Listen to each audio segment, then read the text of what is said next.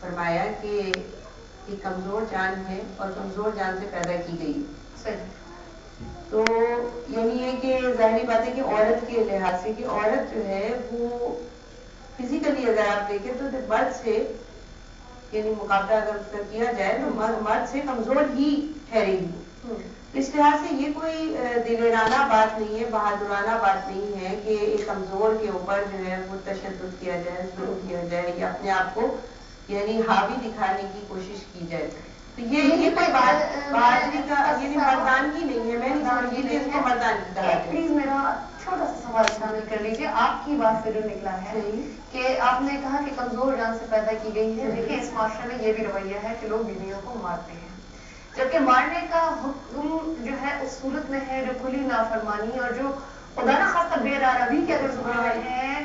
تو پلیز میں آپ سے چاہتی ہوں کہ آپ پلیز اس چیز کو تھوڑا سا دیکھیے. یہ جو بات کہی گئی ہے نا کہ یعنی قرآن کریم کے اندر اس کا ذکر ہے، لیکن آپ یہ دیکھیں کہ یہ جو مال کا یعنی کہ اجازت کہنا چاہیے کہ وہ نافرمانی وہ ہے کہ جو بے وفائی ہے.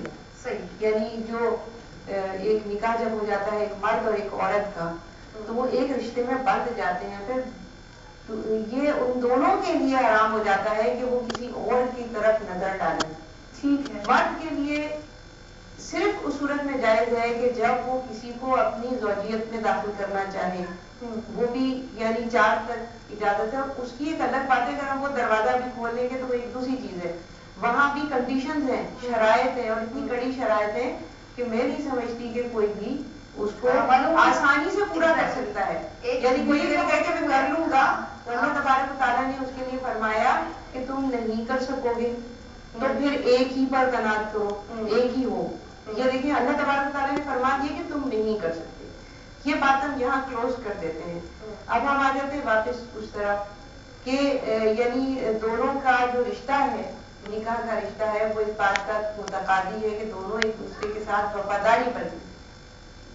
اور خاص طور پہ عورت جو ہے، جب حضور نبی کریم صلی اللہ علیہ وسلم نے فرمایا کہ عورت جو ہے وہ اپنے شوہر کے گھر کی محافظ ہے، مسئول ہے. بالکل ہے نا. المرأۃ مسئولۃ، کہ عورت جو ہے وہ مسئولہ ہے.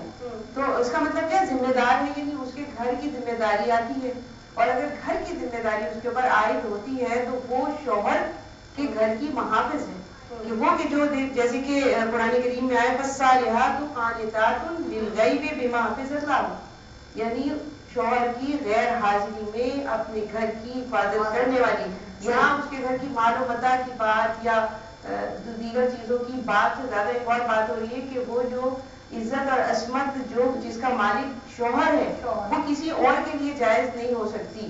بالکل بھی. اگر وہ ہو جائے تو پھر آپ سمجھتی وہ ہو جائے تو سب خواتین کو سمجھ لینا چاہیے، بلکہ میں کہتی ہوں مرد حضرات کو سمجھ لینا چاہیے کہ جب اجازت ہے کہ ان کو روکنے کے لیے، باز رکھنے کے لیے وہ رویہ اختیار کیا جائے. اس میں بھی فرمایا کہ منہ پہ نہیں، چہرے پہ نہیں. چہرے پہ نہ مارو. دیکھیے نا، تذلیل مطلوب نہیں ہے کہ تذلیل ہو، سزا بس سمجھ میں آ جائے.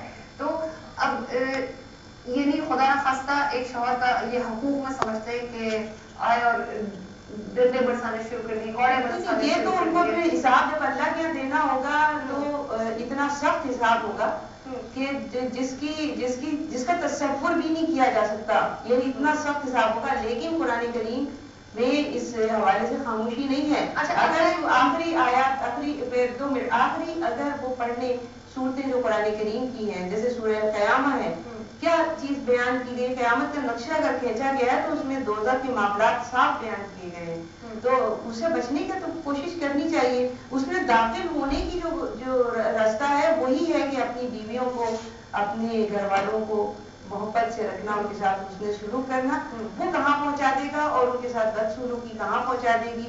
اگر کوئی سمجھدار ہے تو میرا خیال ہے کہ کیا آخری کلمات کہنا چاہیں گی آپ اس حوالے سے؟